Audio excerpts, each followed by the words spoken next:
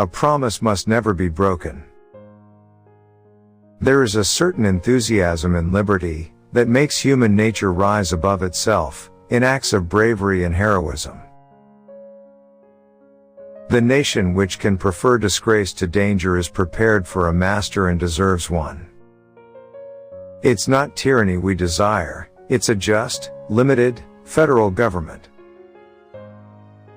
A well-adjusted person is one who makes the same mistake twice without getting nervous. I think the first duty of society is justice.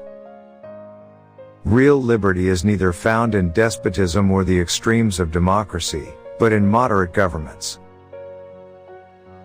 The voice of the people has been said to be the voice of God, and, however generally this maxim has been quoted and believed, it is not true to fact. The people are turbulent and changing, they seldom judge or determine right.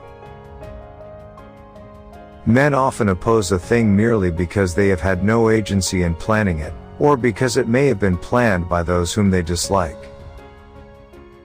I never expect to see a perfect work from an imperfect man. Here, sir, the people govern, here they act by their immediate representatives. Constitutions should consist only of general provisions. The reason is that they must necessarily be permanent, and that they cannot calculate for the possible change of things. In politics, as in religion, it is equally absurd to aim at making proselytes by fire and sword. Heresies in either can rarely be cured by persecution. A national debt, if it is not excessive, will be to us a national blessing. Learn to think continentally. When the sword is once drawn, the passions of men observe no bounds of moderation. Real firmness is good for anything, strut is good for nothing. The sacred rights of mankind are not to be rummaged for among old parchments or musty records. They are written, as with a sunbeam, in the whole volume of human nature, by the hand of the divinity itself, and can never be erased or obscured by mortal power. Why has government been instituted at all? Because the passions of men will not conform to the dictates of reason and justice, without constraint. Power over a man's subsistence is power over his will. Unless your government is respectable, foreigners will invade your rights, and to maintain tranquility, it must be respectable. Even to observe neutrality, you must have a strong government. You should not have taken advantage of my sensibility to steal into my affections without my consent.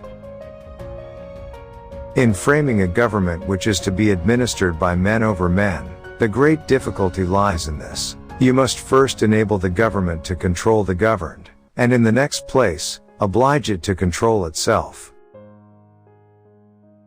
Men are rather reasoning than reasonable animals, for the most part governed by the impulse of passion. Even to observe neutrality you must have a strong government. Nobody expects to trust his body overmuch after the age of 50. Let us recollect that peace or war will not always be left to our option. That however moderate or unambitious we may be, we cannot count upon the moderation, or hope to extinguish the ambition of others. There are seasons in every country when noise and impudence pass current for worth. And in popular commotions especially, the clamors of interested and factious men are often mistaken for patriotism. The inquiry constantly is what will please, not what will benefit the people. In such a government there can be nothing but temporary expedient, fickleness, and folly. In the usual progress of things, the necessities of a nation in every stage of its existence will be found at least equal to its resources. The honor of a nation is its life. Safety from external danger is the most powerful director of national conduct. Even the ardent love of liberty will, after a time, give way to its dictates. It is the advertiser who provides the paper for the subscriber. It is not to be disputed that the publisher of a newspaper in this country, without a very exhaustive advertising support, would receive less reward for his labor than the humblest mechanic.